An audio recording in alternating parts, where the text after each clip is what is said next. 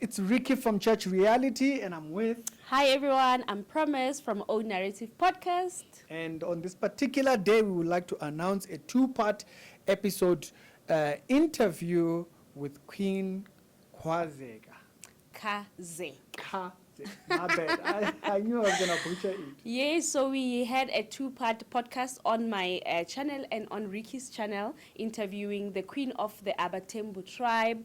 Part 1 is on my channel and part 2 will be on Ricky's channel. He's going to be speaking. Okay, I think you can speak for yourself. I'm going to focus more on the religious journey and also the spiritual aspect of their relationship and where they were or where he was or where she is or where she sees things or her viewpoint on kingdoms, Bible, the whole 9 yards. Yeah, and when he's talking about their relationship, he is talking about the king, His Royal Highness, King Dalinyebo. So this is the wife, his 6th wife that we sat with. So on my channel, obviously, we're speaking marriage and family dynamics, and I'm so excited for you guys to know about the royal side of what I talk about on a daily. But it was amazing. Ricky's video is amazing, my video is amazing, and we have just documented history. We have just tapped into a whole new dimension, which is royalty. But anyway, guys, thank you so much for the support. Please subscribe on both channels, like, share, and yeah. Follow. So the episodes are going to come out all on the same day. So right after you see this video, check the pinned comment. It will have the other video. So, and don't expect that both videos are the same. Not even close. Not even. So before we fall over, we've been here for a very long time. Thank you. We'll see you later on. Engage down in the comment section. Yeah. This episode we learned a lot. Doing the background and whatnot. Yeah. So thank you. We're looking forward to the next queen coming. Yes. Hi everyone, welcome to O Narrative Podcast by myself, Promise Makunyane. This podcast is about marriage and family dynamics. And guys, today I am within royalty. You know, as Ngwana Tafolkop, I'm literally from a village in Tafolkop and Rabushwa, like we are being led by a king. And I feel so honored today. I am sitting with Queen Khazeka. She is a humanitarian. She is the queen of Abathembu Kindom. She's a businesswoman. And I'm so honored, Queen, to be in your midst today. Thank you so much for making time for me. I'm honored to be here as well. You look Thank so you gorgeous. for inviting me. Thank you. You look so gorgeous with a tiara, making a statement. Yes. Diamonds are ours. Ooh. Gold are ours. Yes. They belong to Africa. As you know, Queen, that my podcast is about marriage and family dynamics, right? However, and obviously I'm going to explore your marriage with His Royal Highness, King Dalinyebo. Guys, if I pronounce it wrong, please forgive me. But I just want to start from your friendship. I understand that you are friends with the late Zahara. Yes. She was like a little sister to me. We were more family than friends. Yeah. Yes. So how did her passing affect you? I have not even started mourning my friend. Okay. So much has happened from the day that she was sick until her last day. Yeah. I was also experiencing my own challenges within the royal house. Yeah. As you know, Yes. I'm a new bride of the Abathembu Kindom. So I haven't started. It's only now when I go to my phone and I don't see voice notes from her. Yeah. There are no missed calls or video calls because she used to video call a lot. Oh. We used to pray together. Yeah. Midnight, those prayers that I do midnight. The problematic prayers. I introduced her to the midnight prayers as well. So I'm hurting. Yeah. I'm hurting. I'm quite surprised when you are saying all that. It seems like you have been there for her. But during her funeral, people, and even on the media itself, people have been saying she died lonely. She died without friends. You know, people had forgotten about her. But you are saying that you've been there. You've been praying for her. What is this whole thing that we've heard that friends were not there for her. You know, it pains me even more because Bulelwa died a healed woman. Okay. Bulelwa died with money in her account. Bulelwa's memorial service, if you looked at the videos, they started from her house, meaning her house was saved. I don't know if you understand what I'm trying to say. I'm shocked, actually. So this thing of Zahara died unhappy and people were not there for her, it's all a lie. Everyone who were not Zahara's friends are the ones that are busy saying sorry, we were not there for her. We were there for Zahara. That's why Zahara looked beautiful. Yeah. That's why Zahara had concerts. Zahara died a happy woman, in love, about to get married. Okay. So what was so unhappy about her passing? Sure. I'm actually shocked when you go into detail that the people that when even during her funeral, people were talking on the stage that she was just a loner, nobody was there, people were apologizing, people were feeling sorry. So it's almost as if it's people that were not close to her that were speaking, but why was that? Why didn't you guys stand up and speak? Because this is your friend. You know, we were all shocked when this thing happened. We saw a lot of people that were not close to Zahara now all of a sudden claiming to be close relatives and close friends. And the real people that were friends, like Ntlantla, Mafikizolo. Vusi Nova, is he part of? Yeah, definitely. Okay. You know. Even Olwetu Oyana, where Zahara was spotted in Talamanca, he was supposed to be one of the speakers. He wasn't. Now, those are the people that know Zahara from before she started until the last day. I was there for Zahara. Zahara and myself would drive to nowhere. We'll take the car and then we'll just drive on the N1 in East London and we'll talk about every problem, every challenge, our love stories, you know. And I remember saying to her, you need to stop now complaining through your music. Okay. You know, I was like, this God that you say that you serve, doesn't he answer your prayers? I think you're not thankful. Yeah. Oh, that's powerful. And she was like, hi, sis Babs. Sweet alone. I'm like, yes. I'm like, look at you. Your album just goes out. It breaks a record within 6 hours. Yeah. Didn't God answer your prayers? Change now. Give a solution to prayers so that people can, you know, that's when Ngabayam came. If you listen to Ngabayam, it has my favorite song. Okay. Ngabayam, my favorite song is Nkosi Madingaze Nditaniswe. What does that mean? It means that, Lord, let me not be disappointed. Okay. So she put it in there because every time when she calls before those prayers, then I'll be like, when I pray, answer my prayers. Yeah. So if you listen to Ngabayam, she infused my song in there. Nyamezela. So when you are praying, she's been giving hope to people. So she's saying, just hold on to the hope that she's been singing on. Okay. God will finally answer. Yeah. So the last album, it has me a lot. You must listen to it. It's too spiritual. Yeah. It's too matured. Yeah. It's because of those conversations that we used to have with her. And the Amapiano with Jakes. Okay. But there's the solution that we're bringing to the people. That's always crying. That's actually a beautiful thing that we don't see on the media. We only see familiar faces speaking about Zahara each and every time. And as a viewer, I know Zahara to have died broken, poor. And that's the narrative that is being carried out there. And you being here as a friend, it gives me a fresh perspective. It gives me a fresh view on her life. Her last concert was at Carnival City. What was the theme of it? I don't know. Healed woman. Oh. She was healed. She wanted to tell her story of being healed after praying for so long. The only thing that Zahara wanted was love. Yeah. All her life she's been fighting.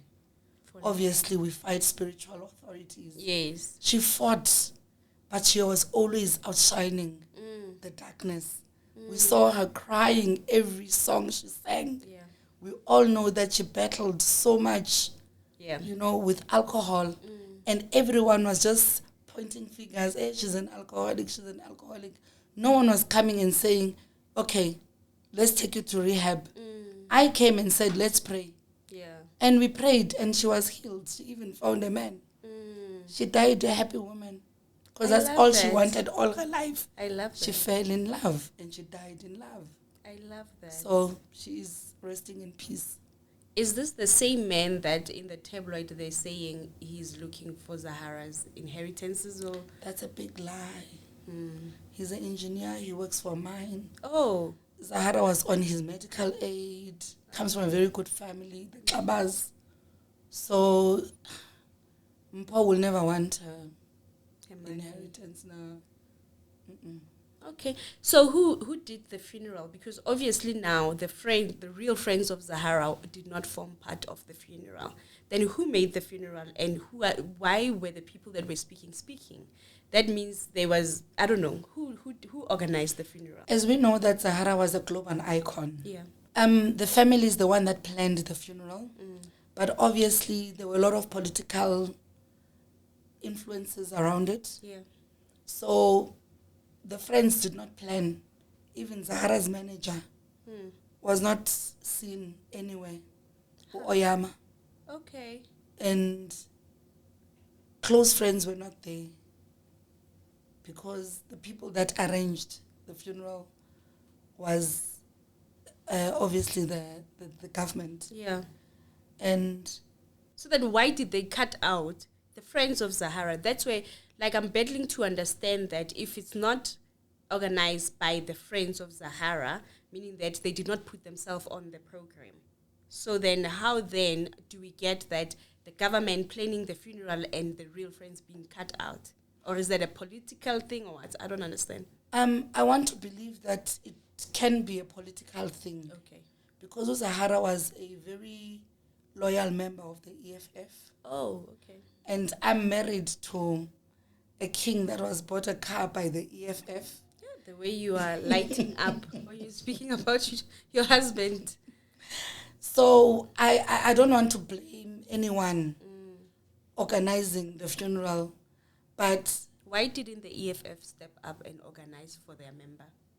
Well, I won't be able to answer that, but I think as friends of Zahara and people that were there for Zahara, we need to do a memorial event that will honor Zahara for who she is. Because she was global. Kakwalem sang with Zahara.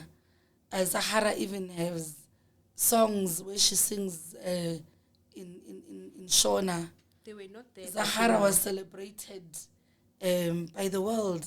I remember the first time I went to Nigeria. As I was landing, I heard Loliwe. Oh. The restaurant that I went in, it was Zahara. And I was like so amazed because you'll get here to the airport, you don't see it, Zahara. In the Bible they say Jesus was not celebrated in his own land. Do you think that's what happened to Zahara? She loved that saying. Oh. She loved it so much. So I think we need to embrace Zahara by joining every country that celebrated her and just make a big bash in memory of her and maybe get the EFF to come as well. Oh my gosh, this is turning into a canvassing situation. No, I'm not canvassing. I'm not at all. Okay. All right. So thank you so much for opening up. And I understand that when you were going through your personal issues, that when she was passing, and that's why you're saying you haven't really grieved her. And I really wish you well in that aspect of your life. Now I'm going into your marriage, into you being the queen before you being the queen, who were you? I was this Babsi Okay. in the streets, taking care of my homeless community. Oh.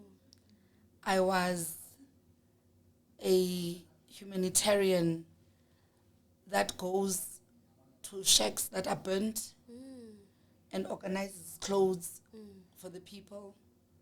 I was just there for the people. Lovely. I'm an entrepreneur. I love empowering the youth. I love empowering rural women. So I was just on the ground, just doing my mission, you know. And my mission is with monarchies, by the way. Even before you became the queen, Yes. you were always in palaces and monarchs and Yes. okay. So did you know that this is your destiny? I will end up being a queen. Did you know that about yourself? I knew that I was created for greatness. I even mention it in my book. I'm an author, by the way, as well. What's the name of your book? The Sum of Life. Nice. I knew that I was a different child. And I knew that my home is the sky. It's not the limit. Yeah. But I didn't know that God was putting me through a journey for this position that I'm in now as a queen. Yeah. Because it has a lot of challenges. Yeah. And it's all spiritually aligned. Because a queen is not just a title. It's a spiritual position in the spiritual realm. Yeah. I've seen this poem. I'll read it. When now we are getting into your relationship with His Royal Highness King Dalinyebo. There's a poem. It's from your friend. It's by your friend, and then you're dedicating it to the king. It reads. I'm not a poet, so I'm just going to read it as is. I've always wondered where I belonged, in whose arms I may find the comfort of stars, in whose eyes I may see my next tomorrow.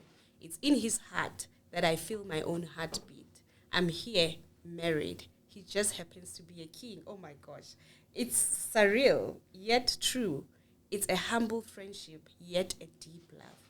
Only my closest understand. I'm rejoicing, yet I'm breathing this new adventure in. I'm humbled, yet I know my life from this moment will never be the same again. I'm curious, all in that lies ahead. But most of all, today and every day from this day forward, I'm loved. Yes. That's what the king will say. He will say yes. Yes. Oh! Supersonic.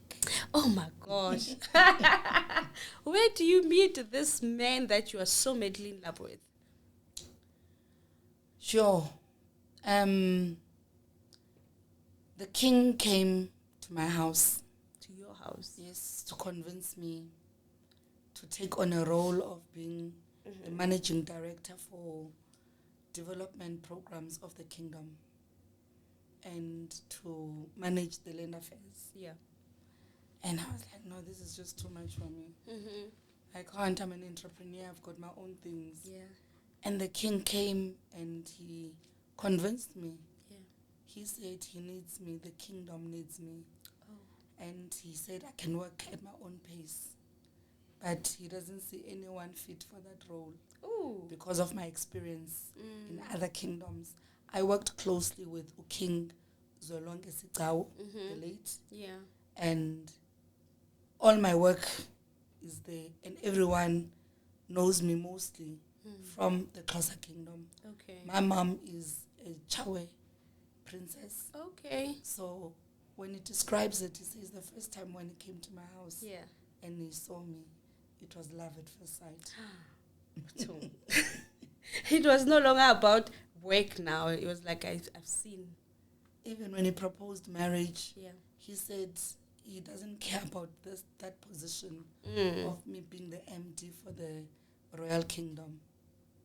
He said he just wants me because he prayed for a woman like me. I wanted to ask what attracted him to you. The king says the dedication of my strong faith in God is what he was looking for. Okay. Yes. It's quite, I won't say contradictory, because I personally know that kings are coming from traditions, customs, culture, and not particularly, I've never seen a spiritual king. Like, I've never seen a king who reveres Jesus or whoever, Muhammad or whatever. I have not personally. I'm quite surprised that you being the sixth wife, he will need someone like you, a prayer warrior, a person who's going to cover him in prayer. Why is that? Has he always been that type of a person? You know, I want us to start with how he's labeled. They say that he's a controversial king. Yeah. I would like that to change. King Dalinyebo is not a controversial king. Why do you say that? Because the media is showing us and telling us different things. He's an unconventional king. He's an untamable king. His blueprint cannot be the same like others. Why must it be? Why must... I mean, if you take history of kings, Yeah. every king has his own legacy. Yeah. King Solomon was known for wisdom. Other kings are known for their own legacy. Yeah.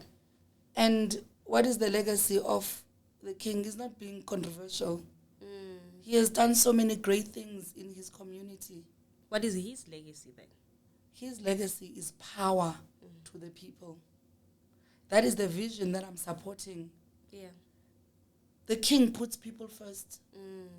I mean, you can see even when he moves around. Yeah. He doesn't have 100 bodyguards like other kings. He moves.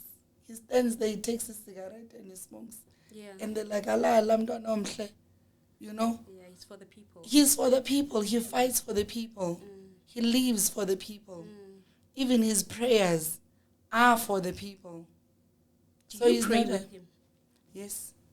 Okay. We prayed a lot with the king. And the same prayer separated you guys. Yes. Tell us about that. Whoa.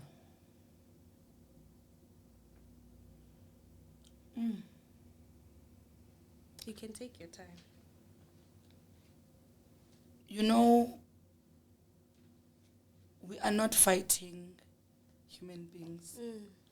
We are fighting spiritual authorities. Principalities. Now, when you see my love story with the king, we are like Romeo and Juliet. You know? I see. We went on media and we were speaking about our love. Yeah. The name that the king gave me. Yes, Khazeka. Yes. You'll tell me about it. And we were just madly in love with each other publicly. And it's unlike a king to hold the wife's hand in public, to open the door for the wife. Speak about the wife in that manner publicly. Yes, you know. So obviously we came out as this power couple. Yeah. And a lot of people won't be happy about such. And that's when external forces started coming in and used exactly what brought us together, which is prayer, to separate us. Do you think it's external forces that separated you guys? It has to be. Because our foundation with the king was based on Jesus Christ. Yeah. Him asking me to marry me was because of my prayer life. And I pray. I really pray. But I also think being single for a very long time, made me to be overwhelmed by this whole new position of being with the king. Yeah.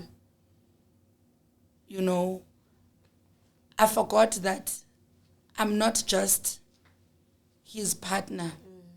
I'm a mother of the nation. You know? Yeah. So I need to use wisdom. Yeah. I need to change the way I pray. So I don't blame the king for running away from my prayers. I can pray, my friend. You can pray a king out of the house. I'll make an example. Yeah. I will pray and say, from the crown of your head to the sole of your feet, any evil object that is hiding in your body, I crush it now with the hammer from heaven. A demon will I run there. burn you with fire from heaven. I soak you in the blood of Jesus. Yeah. By the power within the covenant of the blood of Jesus. Yes. Those are my prayers. Whatever that was hiding will definitely come out. If it comes out, I will deal with it. That's what happened with that night with the king. The king started opposing the prayer. And I'd be like, no weapon formed against me shall prosper. Yeah. And the king's like, no. Stop praying for me now. I'm like, why? Yes. Is it you, my husband, talking, or is it a demon? So there was just a dramatic night between me and the king. And I just could not bow down to the negative things that were coming out of the king's mouth. Yeah. Because I knew it was not him. It can't be him. So you can understand how traumatic that was for me. Yeah. Even the king said that night, from today you must start calling me my Lord. I said, never. The only Lord I know is Jesus Christ. The only Lord that is my Savior. And then he would be, but it's God first, husband and you. And I'm like, no, I can't call you my Lord. And then the king said, but Sarah called Abraham my Lord. Which are facts. Very factual. That's why when the king drove off in the wee hours of the morning, I sat back and I was like, was I really talking to the king or was I talking to a demon? And that was the end of you guys. That was the beginning of the separation. Yes, the separation started with that prayer. You lasted for 3 months in the kingdom. I'm still in the kingdom. I mean, the marriage itself. And why I'm saying that is because I want to get into the fact that can kings divorce? Can kings separate? You know, I had to break away for my own sanity. Yeah.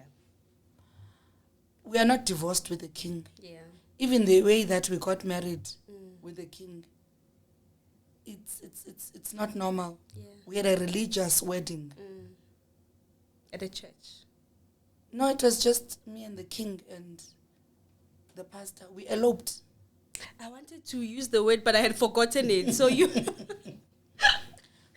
We eloped, me and the king. King The Dalinyebo. king came and said, marry me. I asked him too many questions. You know, I cross-questioned him. And then he answered everything. I said, listen, I'm born again. Yeah. How am I going to get into polygamy when... I'm born again. And then he says that God's ways are not our ways. He's been looking for a woman like me. What if I'm the one that is coming to change the kingdom? Yeah. I'm like, change the kingdom from what?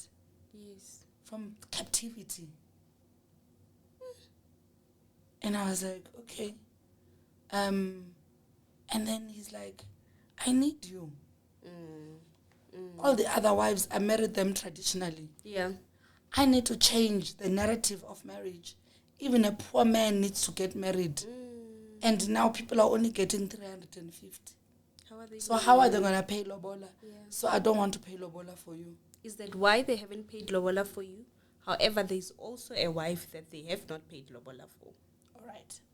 I said to you, the king is an unconventional king. Yeah. He's got his own blueprint. He's got his own ways of doing things. I just want to find out who said that the there must be lobola? Which king? I'm asking you. I don't know. I was just born into these things. Exactly. So whichever king that was there before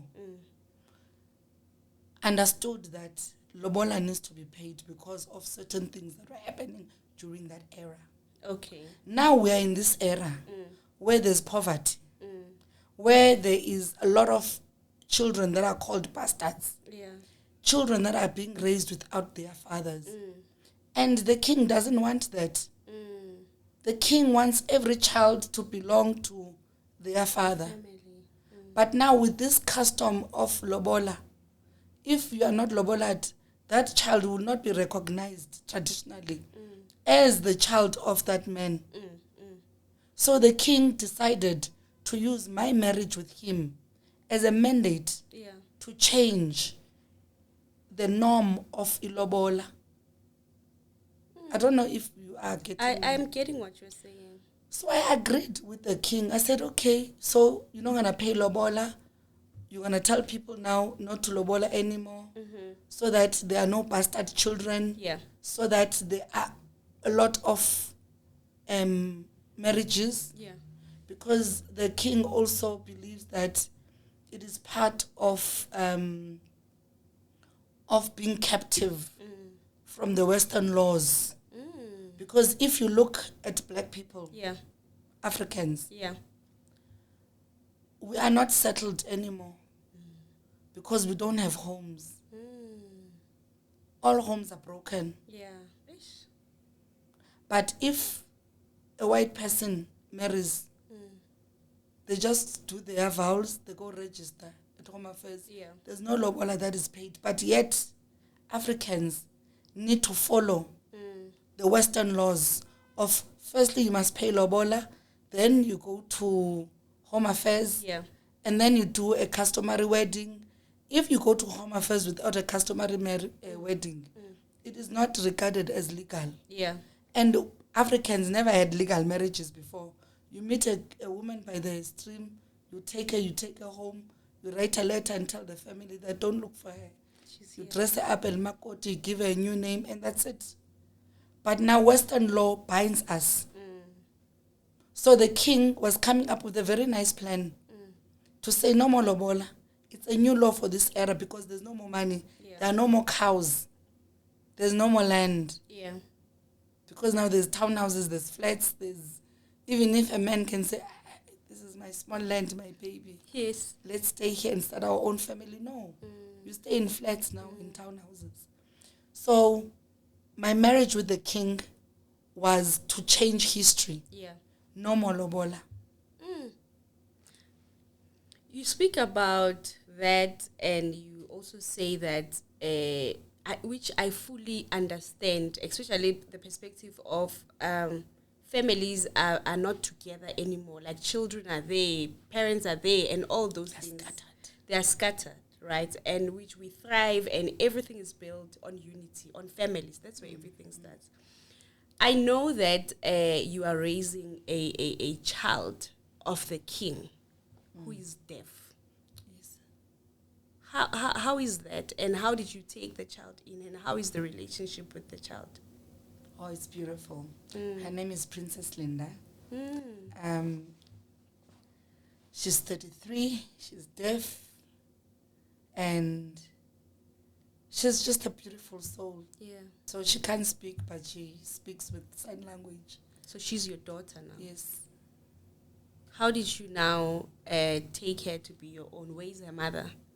The mom passed on.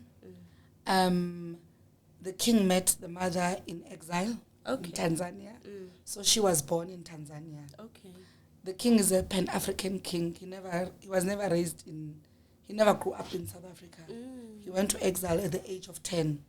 So he stayed in Botswana, Zimbabwe, Zambia, Tanzania. Do you think that is why he's the way that he is? Is it because he has been around, like he stayed around? He was not raised here, because people that were raised here, they were raised into traditions, customs, and all those things. And him having traveled and stayed outside made him this man that is not like any other man. I'm in agreement with your statement. Yeah. part of what you are saying is true. My father-in-law is called Comrade King. Oh, Comrade King. Yes. We have a very rich political history in the Abathembu Kindom. If you do your research thoroughly, you'll find out that when the governing party started, it was started by religious leaders, and then traditional leaders came in. Okay. And then that's when my father-in-law made his legacy being a Comrade King, and he had to go to exile because he was a controversial king. Another controversial king. Oh, unconventional king. Unconventional king. So that's why my husband ended up going into exile, because his father was a king that was involved in politics. So he had to be taken from one place to another to protect him from politics, to also protect him from traditional leaders, because he was the next king. Yes. Just like how Jesus in the Bible was taken so that people don't take him away because he was going to be Jesus. Okay. Yes. That's why the king also says that he is the younger brother of Jesus. Does he call himself that? Yes. Go to TikTok. He's got 1 million followers. Okay. So now I want to bring it back into the family dynamics. Right. You now entering the palace and meeting the wives. I understand that you are the 6th wife. Are all the wives there? Are all the wives still there alive? Because I know you, and I think Queen Nokwanda, that's the wives that I know. And the other ones? The king has 6 wives. Yeah. 2 died. 4 are still alive. And how many children does he have with everyone, with all the wives? All right.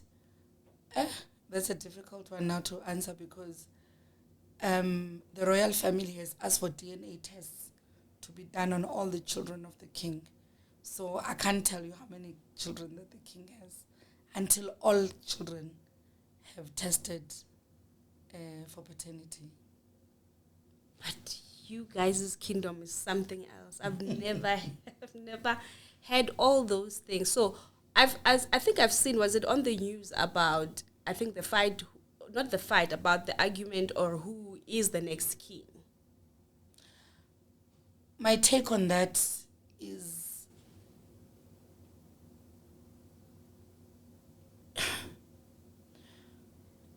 it hurts me for people to talk about who's the next king when the king is still alive. My husband is still alive. Such is not done in African tradition. Why are there such talks, but the king is still there, is alive, still there and able? Are people saying he's unfit to rule? Is he unfit to rule? No, he's not. Okay. Why do you think people now want to dethrone him, or they want to now talk about a next king when he's still there and fit? Because there should be a reason behind that. You know, when I wrote my statement to the media, it was not because I wanted fame. I've always been a queen before becoming a queen. It was the madness around the king. There's a lot that is happening outside of the king. Yeah. For instance, what you are saying now, of people thinking that is unfit to be king. Where's the mandate how a king needs to rule? He is ruling according to his own way. This is his way of ruling. his people. But do you personally, as the wife, think this is a good way of ruling its people?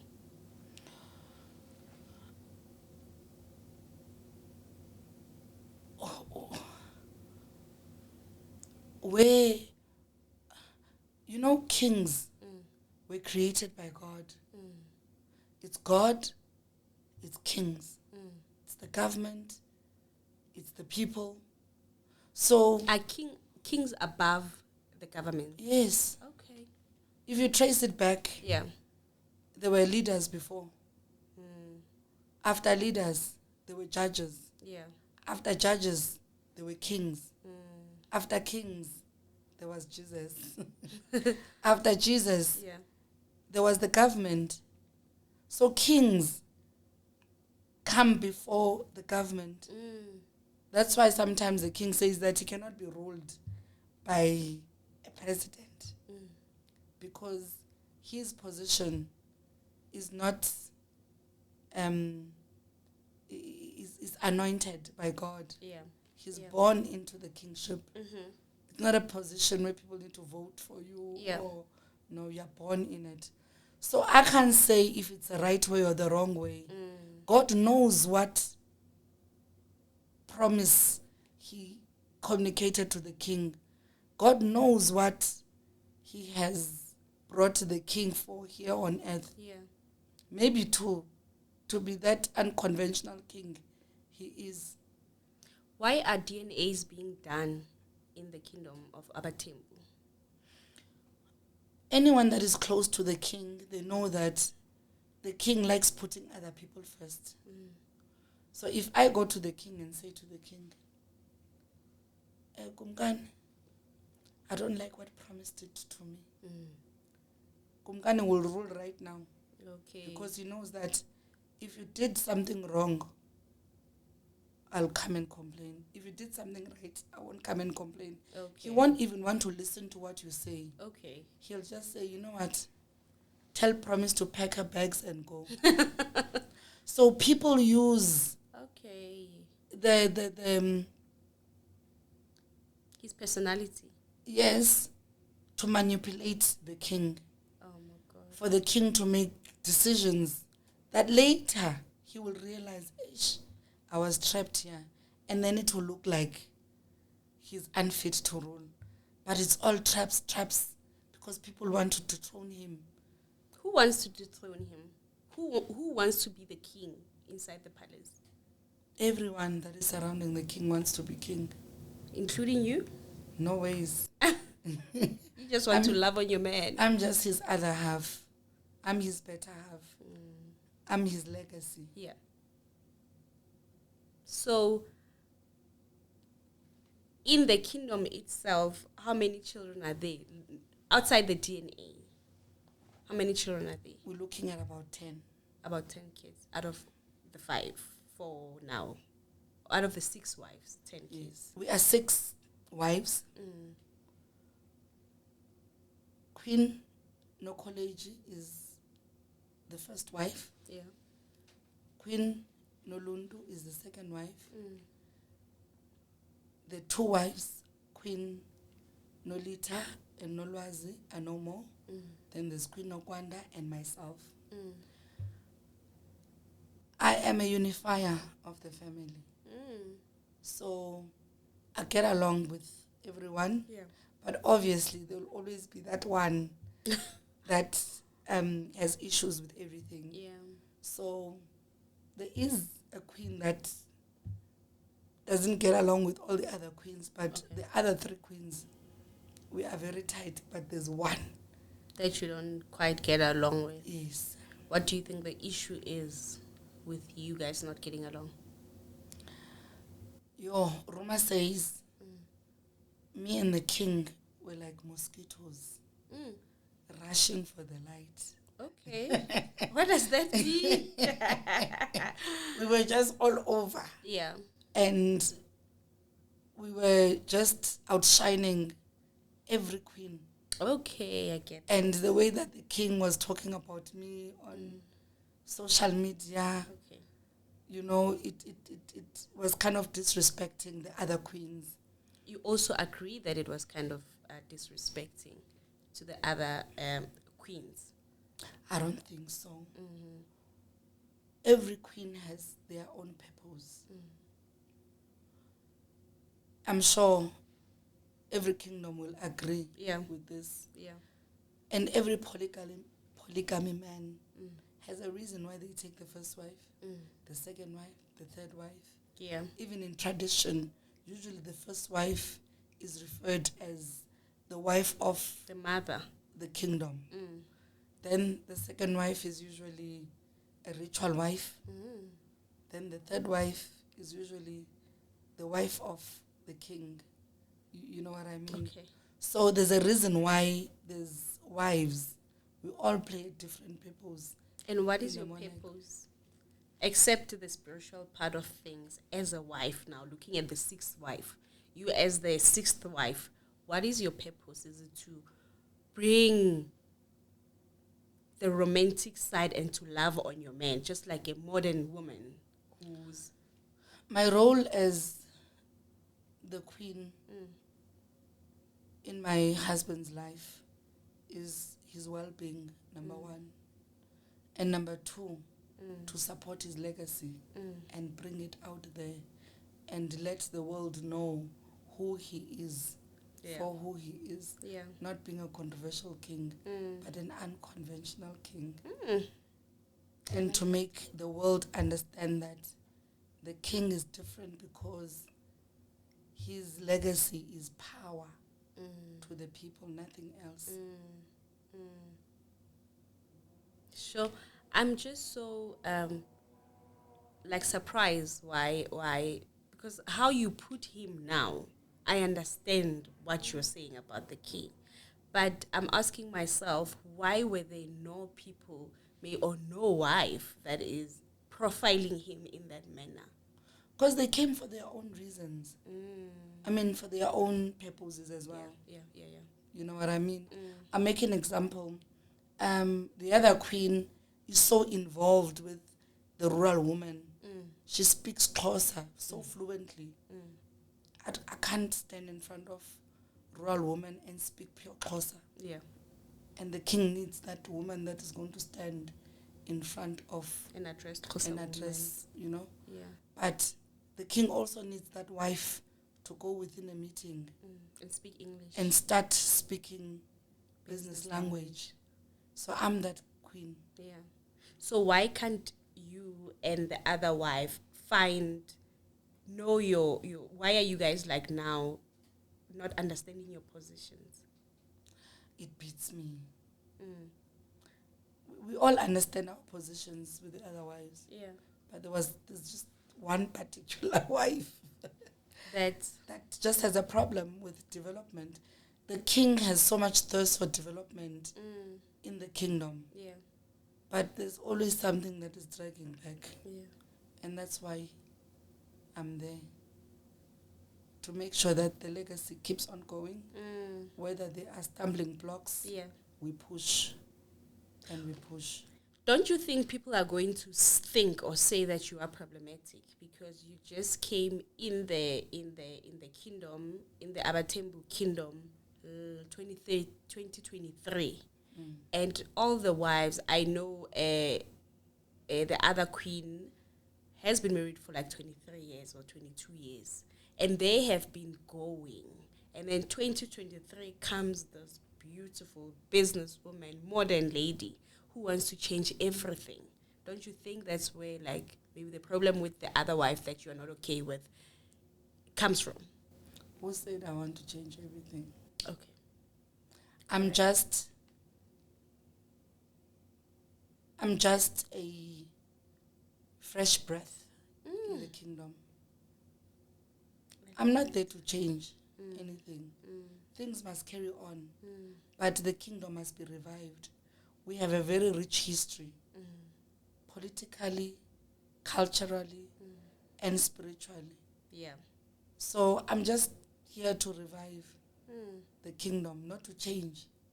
I get you. Do you Makes understand? sense, yeah. And I know that there is a connection or relationship between the kingdom itself, the Abathembu Kindom, and the Mandelas. What is the relationship? We are one family. Back in the days, there were no surnames. Yeah. So, if there's 3 brothers and they have children, this one will be Azenati of Zwelbans. Of the father's name. Yes. Okay. This one will be Nelson of Mandela. Okay. Are you with me? I'm with you. So, the Mandela family, the Dalinyebo family, the Mtikhaga family, it's one family. Oh, Yes. I hear you. Yes. So they took their father's names Yes. to make them surnames. Yes. Okay, so you are very close. We are family. We You are not family, close. actually. We are blood. Then that means it gives me the right to ask, because currently Tata's belongings are being sold. And I would say by you guys, because that's how close you guys are, or I don't know, but I would assume that you know. So I've seen that Nelson Mandela's belongings are being sold, and by the family. Why is that? What's happening? All right. I just want to ask you one question. Yeah. Did any of the family members come out on social media and say, we are selling these things? I never saw anyone. So I won't be able to answer. So then, Queen, what are you trying to say, or what are you saying? I can't talk about something that has not been brought to the royal house. Anything that happens in the kingdom starts at the great place. So there has not been any reports that the Mandela family has brought to the king to say, we have this issue. So are you saying that is not true? Is that false? I'm not saying it's true. I'm not saying that it's not true. But what I'm saying, no one has brought it to the great place. That's very controversial and strange. I don't understand, but I'm glad that you just said something on it. And that's why I started by asking, how close are you? And then now when you explain to me that actually these are brothers, so I'm thinking this is a family matter. Where are they kept? Are they kept at his house, at his Tunu house? Where are those things? One thing that I can be sure about is that our grandfather, Nelson Mandela, started the museum in Umtata. It's called the Nelson Mandela Museum. All his gifts and clothes are there. So people go and look and take pictures and read about the history. So, as I know, most of Tamkulu's belongings are there. If there are other belongings that are with other family members, I don't know about it. But nothing has been brought to the Kingdom of Abathembu. To the royal house. So I personally, Queen, I come from Raskuku, Limpopo. Our king is Khoshira Mobulu II.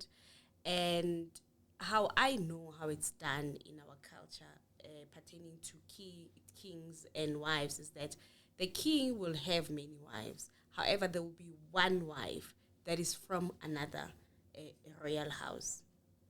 Our queen back home, she's late, may her soul rest in peace. Ki Khoshiradi Tlapuradi, she's from the Masemola kingdom, and then she came to our village. She was our queen, and she remains our queen. There is no any other wife of the king that we address as the queen, as far as I know, unless if I'm mistaken. But I know Makhoshi, we call her Makhoshi. Makhoshi is the queen and is Tlapuradi, who's now late. Why do you guys, is it a Xhosa thing where everyone is a queen, you know? And then now when you're talking about the issue of the next king, why should it be a question? Because as far as I know, in our culture, the queen, that one wife that is from another kingdom, who was a princess, now married to a prince, now they are king and queen. That woman is going to bear the next king. So why is it questions in the Abathembu Kingdom of who is the king, who wants to dethrone the king? Where else they and all of you guys are queens. How do you guys how do you guys take that? Why are you guys all queens? There are rules. As I said, there are external forces within the kingdom. And the king took another wife, which is me, to come and revive the monarch so that there can be mandates. Like how we started with our marriage. He wants to put his own rules going forward so that we don't face such problems within the kingdom. And we're Abathembu, not Xhosa. Okay. That's a different kingdom. That's a total different kingdom. Yes. But you guys speak Xhosa. Yes. What is your language? Xhosa. It's Xhosa, yes. Okay, but ni Abathembu. Abathembu. And there's a kingdom called Xhosa, the Xhosa kingdom. Yes. Okay. That's where my mom comes from. My mom is a Xhosa and my dad is a Thembu. So now you are married into your family, Yes. basically. I'm related to the king. You see why I was telling you that the king has his own ways of doing things.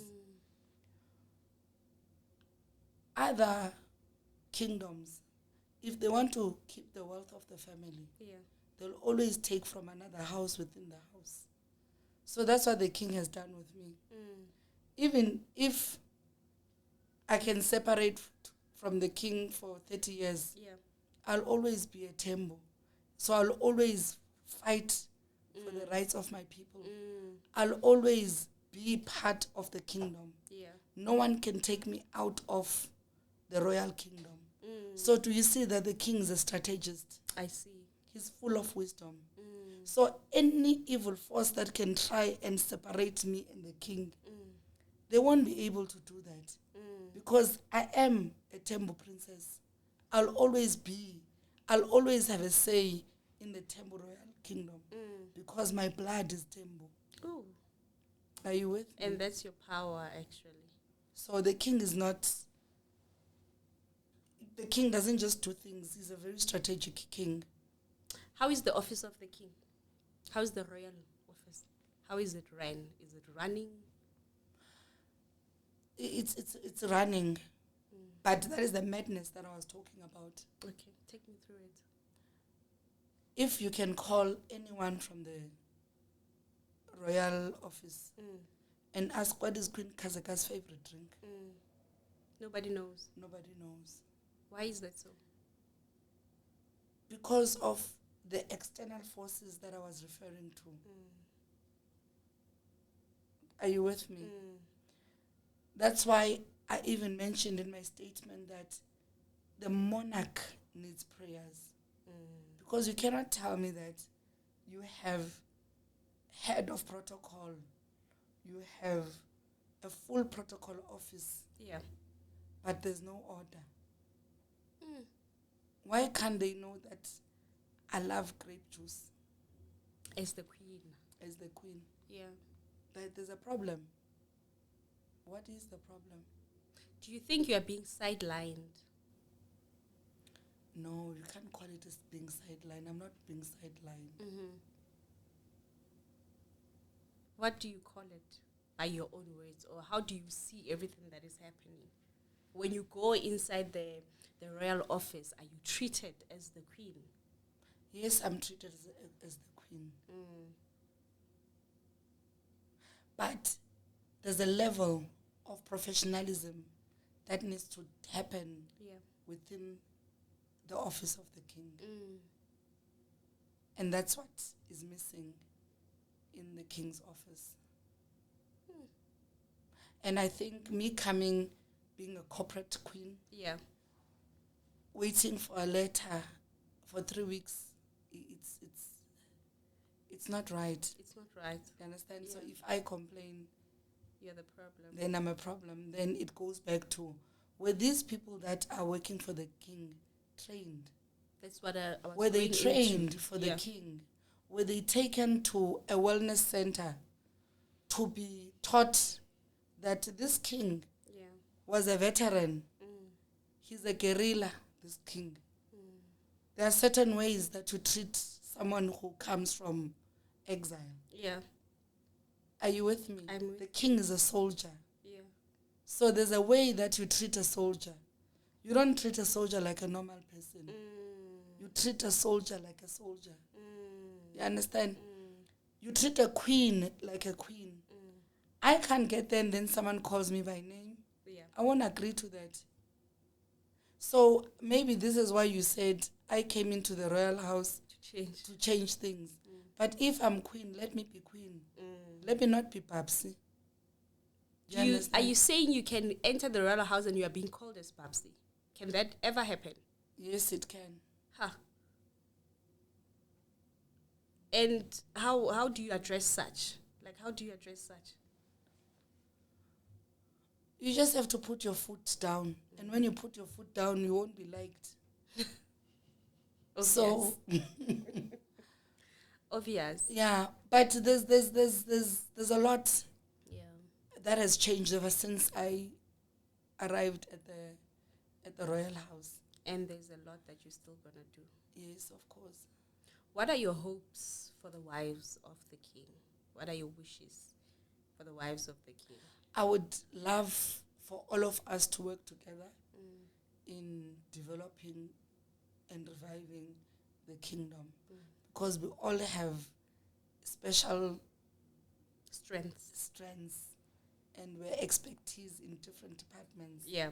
So if we can just work together, united, I'm telling you, we'll be the greatest kingdom within Africa continent. Are you guys not the biggest, is it the biggest kingdom in South Africa? Yes. Are you guys the richest though?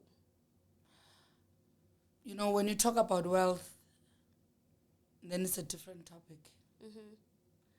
And it's political, so I don't want to go deep into it. Okay.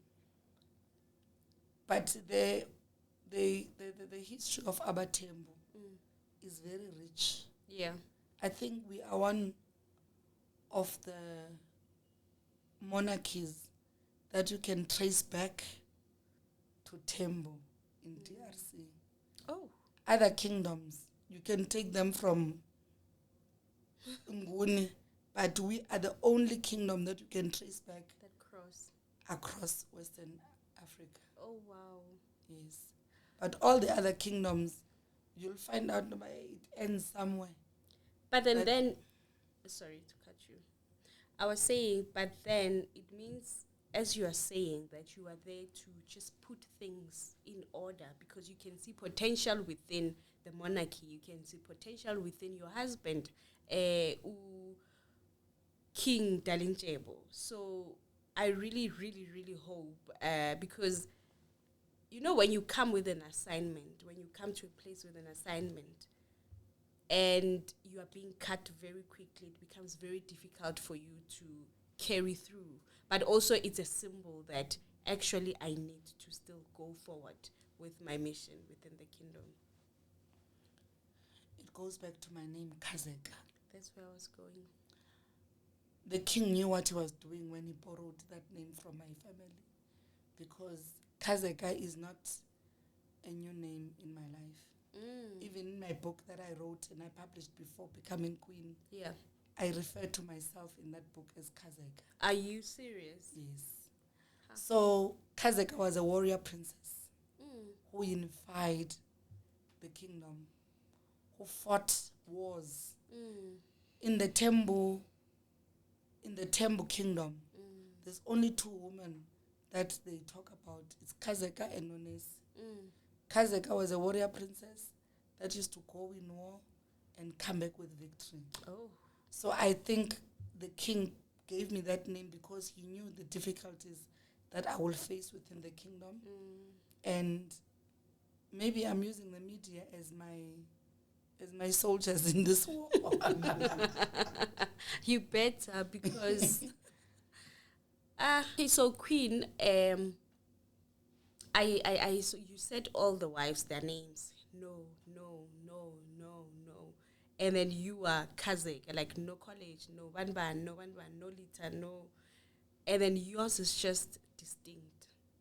You are the only one that is just a Khazeka. I'm born to create history. The king usually says that there are people that are born to create history and to write history. So mna nokumngani, we were born to create history. And That's exactly what is happening now. Yeah.